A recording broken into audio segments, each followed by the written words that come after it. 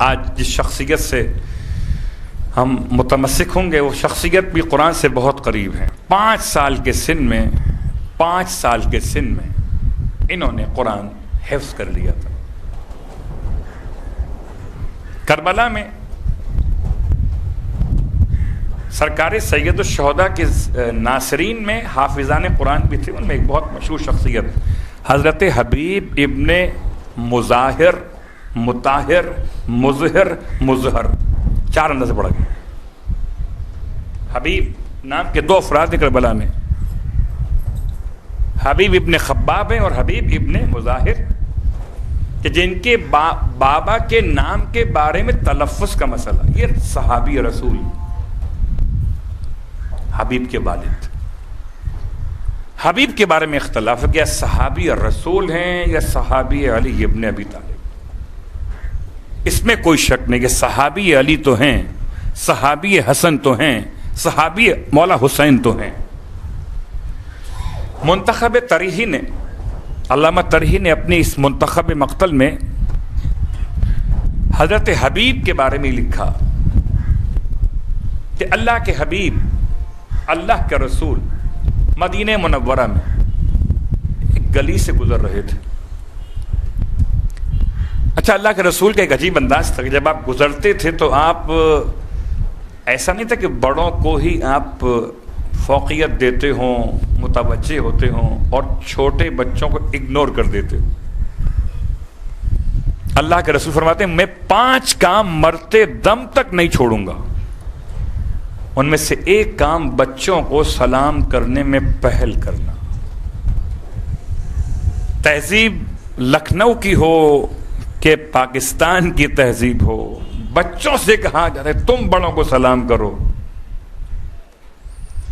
سکھانے کے لیے اور ہے اور اصل پیغام ختمیہ مرتبت اور ہے۔ کسی کو کہہ کر بتائیے کہ سلام بڑوں کو کیجیے، اور بڑا اگر بچے کو سلام کرنے لگے تو بچہ نقل اتار کے بھی سلام کر سکتا ہے۔ اللہم صلی اللہ علیہ وسلم۔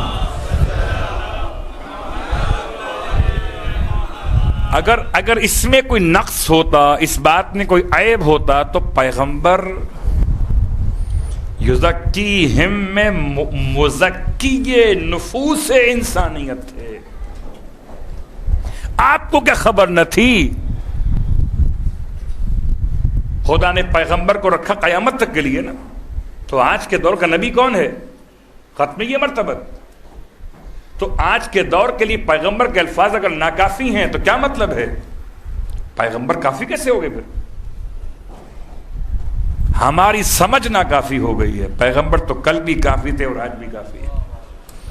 یا محمد یا علی، یا علی و یا محمد اکفیانی، پچھلے سال کی مجلس کا جملہ یاد ہے؟ کافی۔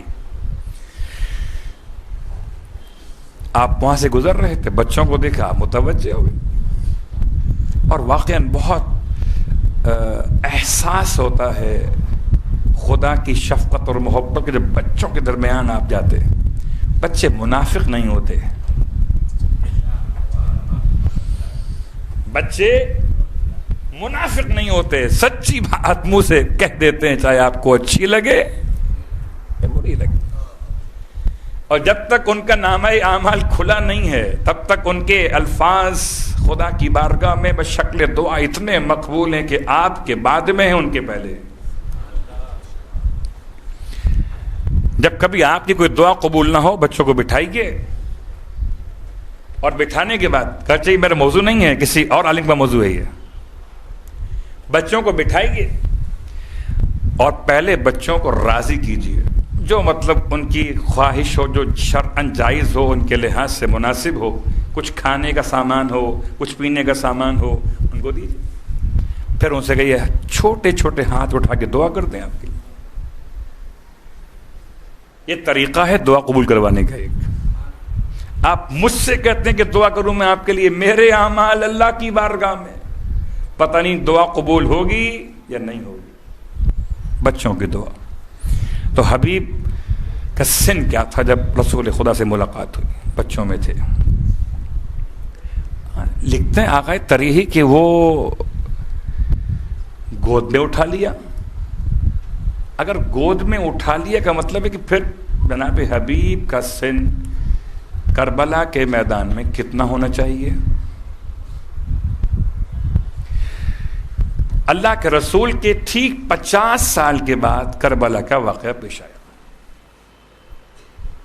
11ویں برس میں آپ نے فرمائی رحلت اور ٹھیک 50 سال کے بعد 61 ہجری میں کربلا پیش آئی.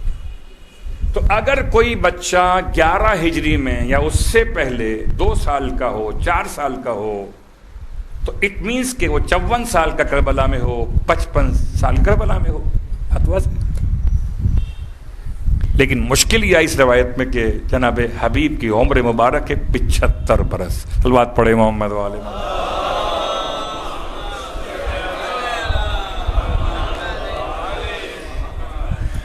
اب اس کا مطلب ہے کہ یا تو وہ روایت صحیح ہے کہ گود میں اٹھا لیا، یا یہ روایت صحیح کہ 75 برس کے تھے کربلا میں. اگر 75 برس کے کربلا میں تھے، اس کا مطلب 15 سال یا 14 سال کے تھے اس وقت جب پیغمبر سے ملاقات کی. تو ہو سکتا ہے کہ آپ نے اظہار محبت فرمایا ہو، سینے سے لگایا ہو، حبیب کی پیشانی کو، حبیب کے چہرے کو چوما ہو. گود میں اٹھانے والی بات یہاں مناسب نہیں لگ رہی اگر ہم یہ مانتے ہیں کہ 75 سال حبیب کی عمر مبارک تھی. ٹھیک، لیکن اس میں کوئی شک نہیں کہ جب لوگوں نے پوچھا کہ یا رسول اللہ اس بچے میں خاص بات کیا اس زبان میں، فرمایا میں نے اس کو دیکھا ہے، یہ میرے حسین کے ساتھ ساتھ سائے کی طرح چلتا ہے، اور جہاں اس کو موقع ملتا ہے یہ حسین کے قدموں کے نیچے کی مٹی اٹھاتا جاتا ہے اور اپنی آنکھوں سے لگاتا ہے. اور آپ فرماتے ہیں مجھے جبرائیل امین نے خبر دیا کر کہ یہی بچہ ہوگا جو کربلا میں حسین کے جانثاروں میں شامل ہو. یہ کون ہے؟ حبیب. حبیب کے بارے میں تاریخ کی چند باتوں کے بیان کے ساتھ اب آئیے. حبیب کوفے میں بہت مشہور شخصیت تھے، سرکردہ اور بڑے لوگوں میں شامل تھے. بعض روایات کہتی کہ 70 افراد کو امان نامہ دیا گیا تھا. یہ 70 افراد اگر کربلا میں کہیں ہوں بھی تو ان کو امان نامہ حاصل ہے اگر یہ امان نامہ قبول کر لیں. ان 70 افراد میں حبیب شامل تھے. مگر آپ سمجھ سکتے ہیں کہ حبیب کا نام شامل کی کیوں نہ ہو، مگر حبیب کو حسین سے محبت ہے، جان سے محبت نہیں ہے. اور جس کو حسین سے محبت ہو اسے جان سے محبت نہیں رہتی. پھر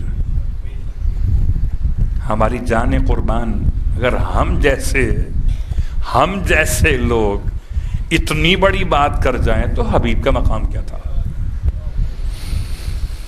تو حبیب کوفے میں تھے. آج محرم کی 2 تاریخ ہے نا، اور آج امام کا کاروان اس منزل پر پہنچ گیا جو منزل نہیں مقتل گاہ حسین ہے.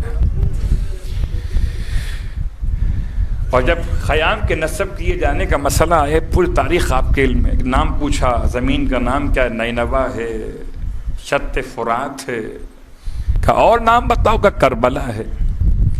یہ ساری باتیں اپنے مقام پر. لیکن جیسے ہی خیمے نصب کیے گئے زمین خریدنے کے بعد، جناب زینب کبریٰ بہت گھبرا رہی ہیں. ایک مرتبہ اپنے ماجائے کو بلوایا اور بلوانے کے بعد کہتی ہیں کہ بھیا کیا یہاں رہنے کا ارادہ کر لیا ہے؟ کیا یہاں قیام کا ارادہ کر لیا؟ فرمایا بہن اس میں کیا حرج ہے اگر ہم یہاں قیام کر لیں تو؟ کہ بھیا کہیں اور چلتے ہیں یہاں سے. کہ بہن کیوں ایسا کہتی ہیں؟ کہ بھیا مجھے اس زمین کی مٹی سے آپ کے خون کی خوشبو آ رہی ہے. ہائے حسین، زمین کربلا پر امام پہنچ گئے اور امام نے اپنے تمام تر چاہنے والوں کے درمیان یہ بات پھر کھول کے بیان کر دی کہ ہاں ہونا یہیں تو ہوگا، ہمارے جوانوں کو ذبح کیا جائے، یہیں پر ہمارے خیموں میں آگ لگائی جائے گی اور یہیں پر ہماری بیویوں کے سروں سے چادریں لوٹی جائیں گی۔ تمام مصائب کا اشارہ امام نے چند جملوں میں کر دیا تھا۔ پھر اسی زمین کربلا سے 2 محرم کو امام نے پہلا کام کیا، ایک خط لکھا حبیب کے نام۔ یہ کب لکھا؟ جب کہ جناب زینب کبریٰ، ہو سکتا ہے تاریخ میں ذرا کچھ اختلاف کہیں ملے آپ کو، جب بی بی روز سنتی تھی کربلا آنے کے بعد 1000 2000 5000 10,000 سپاہیوں کے دستے لشکر یزید میں آ گئے تو گھبرا کے کہتی تھی بھیا آپ کسی کو نہیں بلائیں گے اپنی مدد کے لیے؟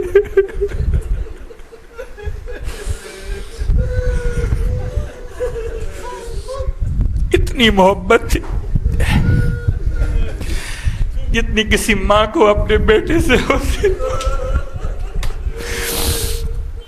اور امام بھی اپنی بہن کو بہن نہیں سمجھتے تھے، ماں کے مقام پہ سمجھتے۔ فرماتی ہیں بھیا آپ کسی کو نہیں بلائیں گے اپنی نصرت کے لیے؟ امام نے خط لکھا ہے کربلا سے حبیب کے نام، سلام لکھا، حبیب کے نام پیغام لکھا، سلام اس مرد فقیہ کے نام جو مظاہر کا بیٹا حبیب ہے، اس کی طرف سے جو فاطمہ زہرا کا بیٹا حسین ہے۔ حبیب ہم کربلا پہنچ گئے، حبیب جلد پہنچو، کہیں دیر نہ ہو جائے تو ملاقات پھر قیامت میں ہوگی۔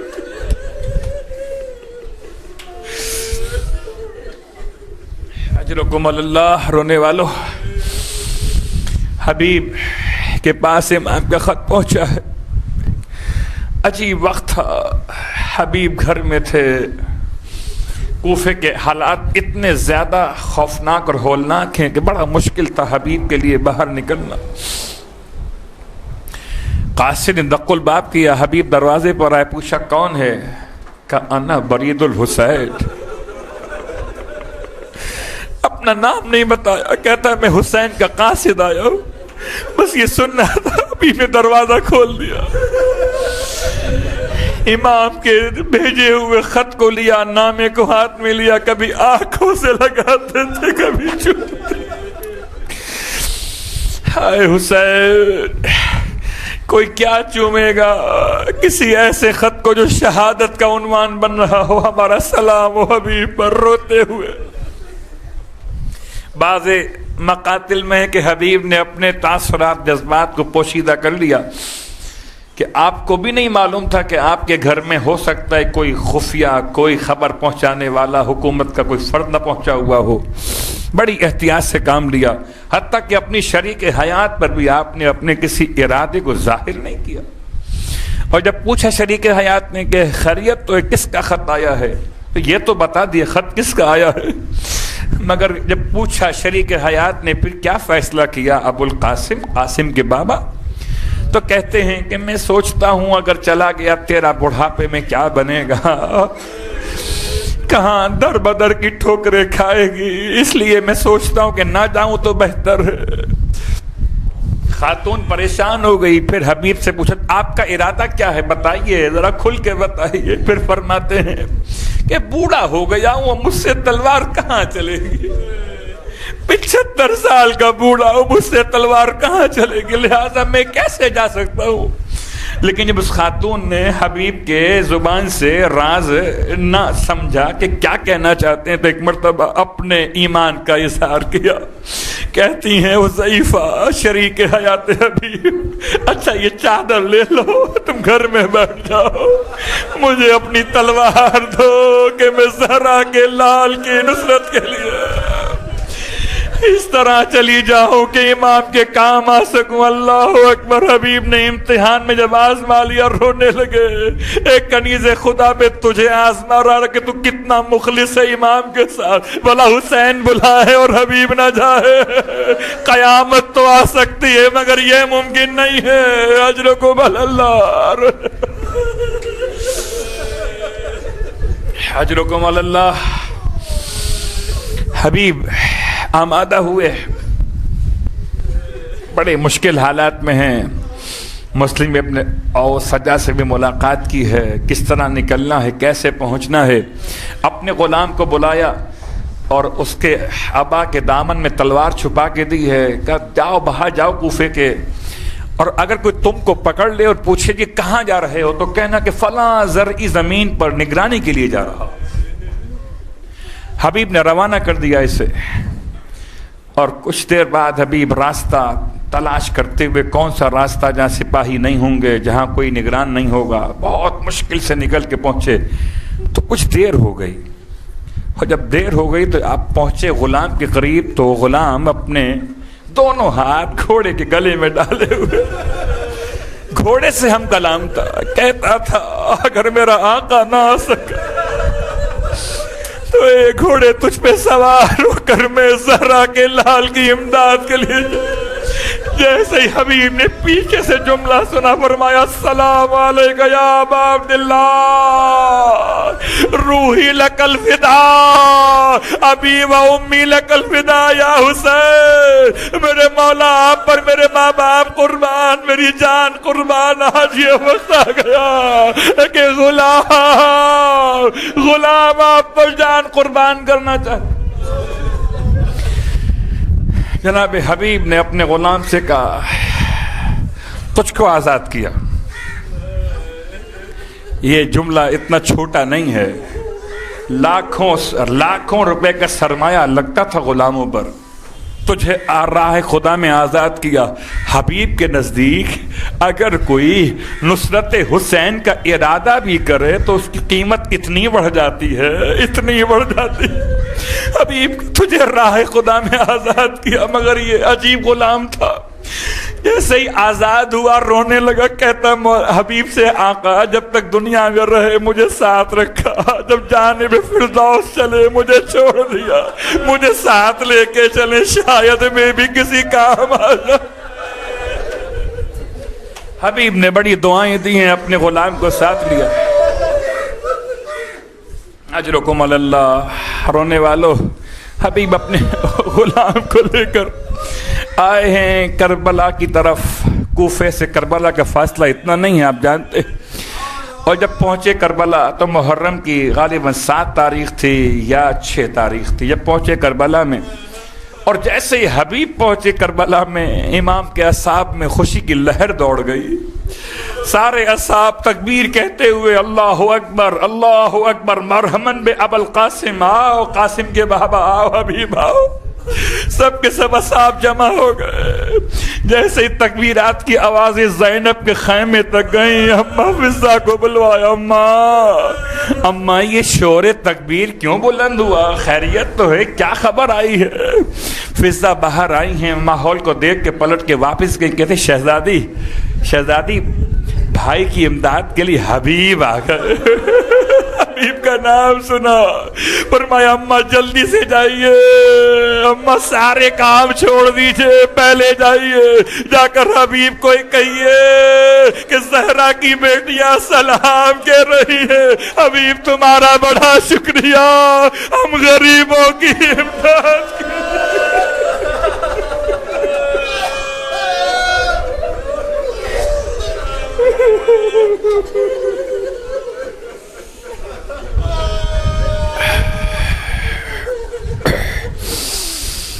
حبیب نے اللہ اکبر، حبیب نے جیسے ہی ثانیہ زہرا کا سلام، ابھی تک تو حبیب بڑے خوش تھے، اپنے مقدر پہ نازاں تھے کہ انہیں کربلا تک قسمت نے پہنچا دیا. حسین کے قدموں میں آ گئے. جیسے ہی زینب کا سلام سنا, زمین کربلا 75 سال کا بوڑھا ہے, زمین کربلا پہ گر پڑے, اپنے سر سے امامے کو اتار کے پھینک دیا. ارے خاک اٹھا کے سر میں ڈال کے کہتے تھے, ہائے نبی کی بیٹیوں پہ یہ وقت آ گیا کہ غلاموں کو سلام, غلاموں کا شکریہ. واہ محمد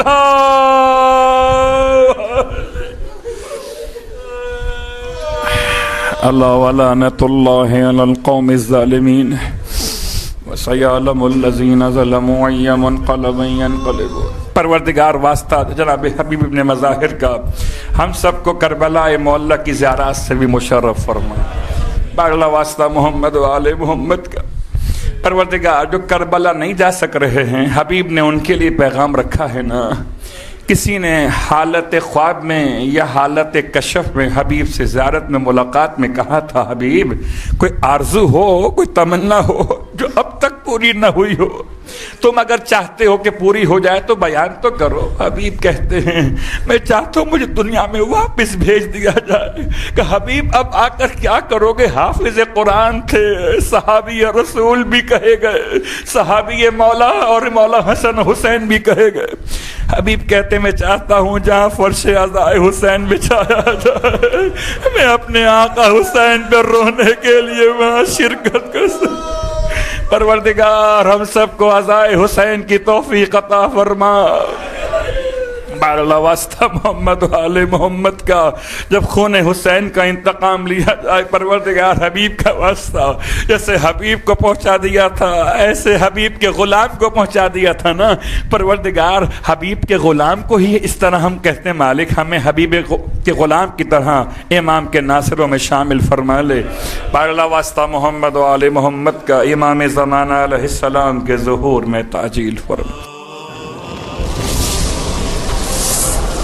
السلام على الحسين